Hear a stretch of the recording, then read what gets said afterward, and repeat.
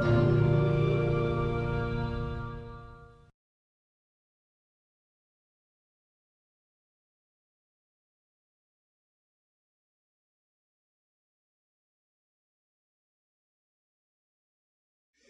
right, peace. What's going on out there in radio, internet, media land? We are sitting here with Butterscotch, who just smashed it here at the Jazz Cafe. Smashed it lovely, and you missed it, so we gotta, record it and shoot it to you this way and get a little bit of thoughts coming from you. Say what's up to the people in Bali. What's up, Bali? I'm happy to be here. It's my first time, and I can't wait. I can't wait to explore. I've been here for a couple days, and I guess I'm staying longer. So I guess so, and I hope so too. Yeah, she just was. If you didn't know, she was just rocking at the Jakarta or the Java Jazz Festival in Jakarta that happened last weekend. And the homie Ias, who runs the Spot Jazz Cafe, he's seen her there, and like she did here, I'm sure she killed it there as well. And so he approached her and brought her on over, and she was gracious and humble enough to just on the fly say, "Sure, I'll come down and do it." And here she is. So I want to ask you, tell us a little bit about your style. If you don't know, she's a very multi-talented, expressionist, musician, vocalist, hip-hop artist, and I just want to, give you the table in terms of what aspect of hip-hop do you bring to the table with your jazz background? I mean, hip-hop comes from jazz, a lot of samples that are in hip-hop came from, people like Bob James, who's an amazing, keyboardist, so many different artists, the Crusaders, and so I think I'm just kind of not trying to do anything on purpose, but just kind of pay homage, because that's what I grew up listening to. I love hip hop, but then my dad would always listen to Motown music, and my grandparents would listen to jazz. My mom listened to classical music, so I was very fortunate to get a great musical education. Oh, nice. So where are you from? Originally I'm from Davis, California, which for those of you who don't know, it's near San Francisco. Anyhow, so how did you get from Davis, which is a very small town, to Bali? Yeah, it's definitely been an adventure. Anytime I get down or down myself or whatever, I just remember, where I came from and just the patterns and the sequences of where I am today. And it kind of, to make a long story short or modified, I grew up playing piano. I loved playing sports, so I wanted to be a professional athlete. I wanted to play basketball and soccer. But then I hurt my knee, so then my focus switched to music. And then I played piano and guitar, and then I started beatboxing in high school. And then that took me to different places because, beatboxing wasn't so common. It's growing a lot now, but this was maybe 2004. And then, I won a couple championships. The Women's World Beatboxing Championship in Germany. And then that just got me a lot of exposure, and then some people found out about me from America's Got Talent, asked me to try out, so then I did. And then I ended up getting third place on that show, and that was shown, millions in America, and also it was great because it was shown all over the world. Right.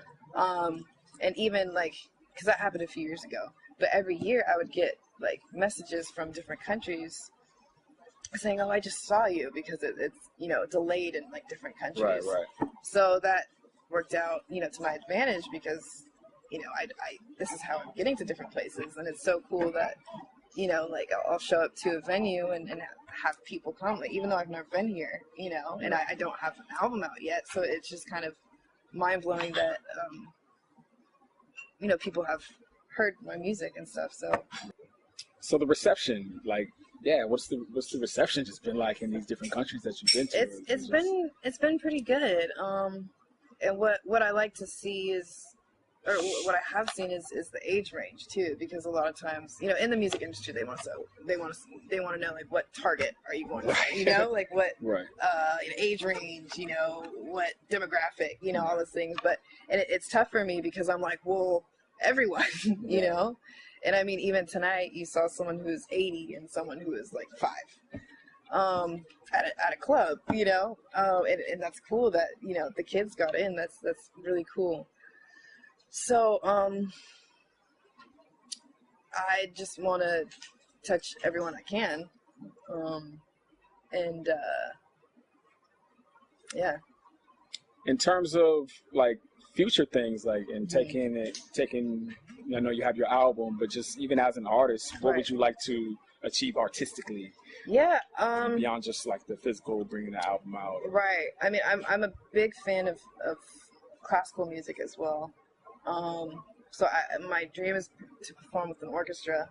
And then I'm also achieving one of my dreams this year is going to Africa, because I've always wanted to go to Africa. So I'm going to Morocco and performing with a gospel band out there. What? Our gospel group. So it's cool because, you know, I'm finally, you know, making moves, and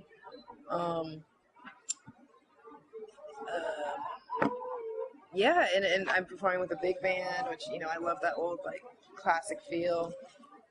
So is this band based in it's actually in Germany. Germany, yeah. So yeah, I just want to continue to tour and you know, get this album out. I've been itching to have something, you know, in the hands of people, you know, because they're always asking, and I always got to give that response. No, not yet. Soon. Like I've been saying that for 5 years. Yeah, you know? That underground hustle response. Yeah, it's coming. It's coming. Yeah.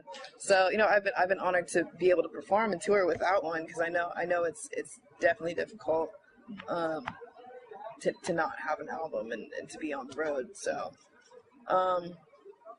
yeah, just can't wait for what's next. Yeah. For your like we have a lot of kids who are here tonight. Yeah. And I'm sure other places you go, we talk about the youth.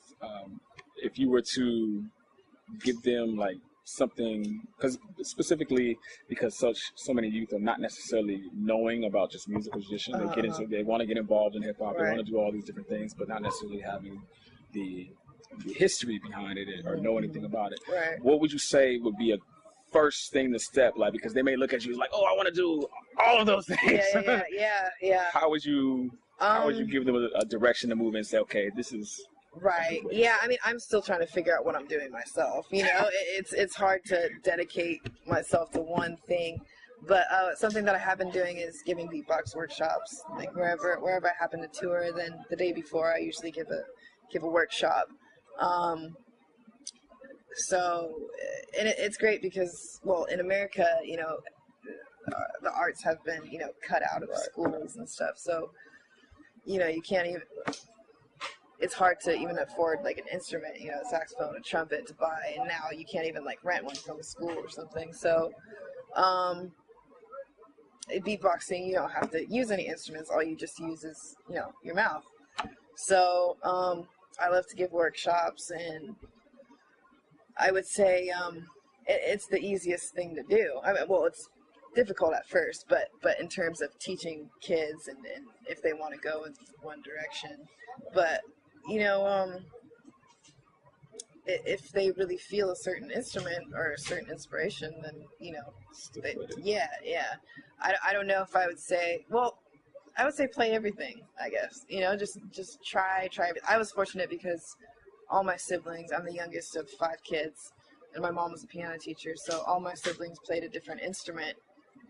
One of them played trombone, another played trumpet, played cello, clarinet, and then I played flute when I was like 5, and then played for a few years as well as piano. So I had all these instruments laying around, so I was very fortunate.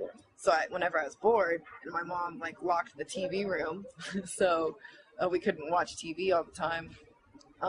Although one time I knocked down the door because I was mad and I wanted to watch TV. But that's a different story. Right. So most of the time I would, you know, just play around all these instruments. And and also advice to parents, you know, don't make your kids do these. I mean, to begin with, you know, show them what the options. Yeah, show them the options, but don't force them, because kids are naturally going to rebel. You know, because my mom, I mean, she was a piano teacher, so she made all of us play. But when I was like in 5th grade, I was just like, I'm sick of practicing. I don't want to do this, you know, like slamming doors, throwing books, you know. And then she's like, okay, that's fine, you know. And then a year later, I was like, you know what? I miss it. And I went back, you know. But if she would have been like, no, you're doing this, I would have been like, no, you know. So I'm really happy that she gave me the option to quit, because it gave me an opportunity to see how I missed it. Party people out there. This is Is right here, dude. He's getting this spot Jazz Cafe popping right now, and he's the one who went to the festival in Jakarta, and he's seen her, and like me, he was blown away and had to approach her. I didn't get to approach you after the show last time. Right. I wish I could have. But he did, so he brought her here. He's the one who got over here, and he's trying to get it going. So what did you see in that performance that was just like... Well, I mean, I was blown away by the festival to start with in general, because there was some incredible musicians from all over the world, you know, and I love all kinds of music, and man, the quality of the jazz musicians there was just off the hook, you know. There was Indonesian guys and also, you know, guys from America, all kinds of Grammy Award winners and amazing musicians that blew me away, honestly. But on my last day there, I'd met Butterscotch previously at the sort of late night jam, which they have every night after the festival. And I heard her do just a little tiny touch, which was enough to make me think, wow, I want to see this girl show, you know.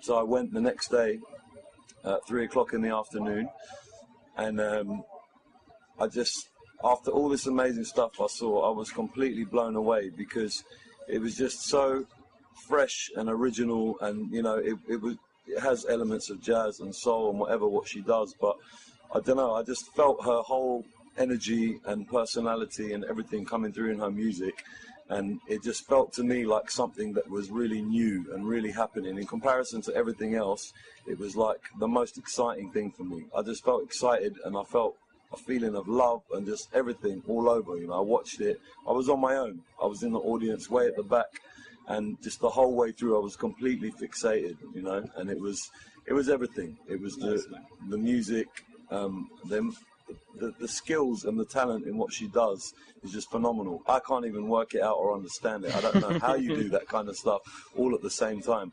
And you know, there's plenty of amazing beatboxers, there's plenty of amazing guitarists, pianists, whatever, but she's the only person I've ever seen who can incorporate all those things and do it in a really natural, humble way, expressing who she truly is from her heart, you know, and that just blew me away. And when I saw that, I just thought, God, if I could speak to anyone, if I could get any one person to come to Bali and play in Jazz Cafe, it would be her. You know, and luckily enough, I went to the jam that night and she was there, and you know, she was real cool and real responsive when I went to speak to her. And next thing you know, we hooked it up. You know, so I'm just so happy and so grateful to her, and also to the Java Jazz Festival for bringing her over. And you know, it's not even I believe, I know this girl is going to be a world superstar. You know, she already is to a certain degree, but I just feel that she's going to go so far with her music and her career, and I think that she's going to keep developing. You know, I don't think this is it. I think it's going to get even better. It's going to go through different stages, and I'm just so happy to have met her and really proud of who she is and what she's doing, you know.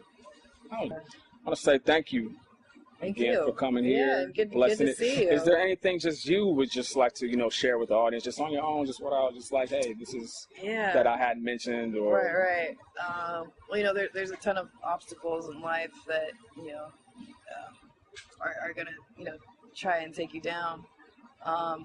But just always believe and know that everything happens. It's cliche, but everything does happen for a reason, and it's amazing how I'm here right now. You know, I could have been somewhere else, but through some way, you know, it happened, and I believe that's how. If you let things happen, then they will.